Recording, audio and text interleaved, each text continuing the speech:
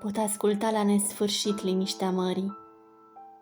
la umbra tainică a stâncilor abrupte, simțind căldura soarelui cum se învârte din zori și până în seară printre nori, cu zbenguiala nisipului de aur fin,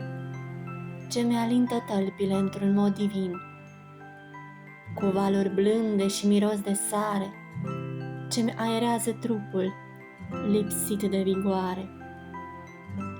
cu luna ce mângâie tăcută noaptea,